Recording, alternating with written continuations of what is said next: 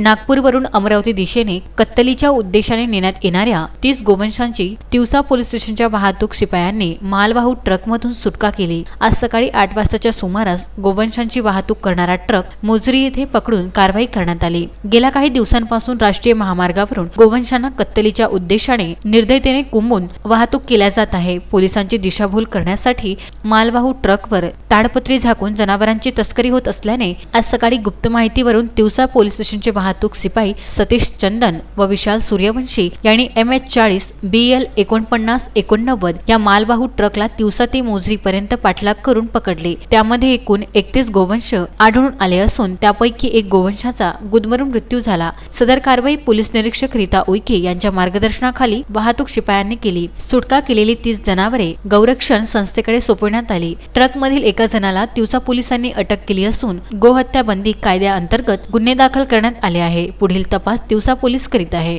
Hemant निकाडेसह Ramchandra मुंदाने, Vidarbha news, Tiwasa.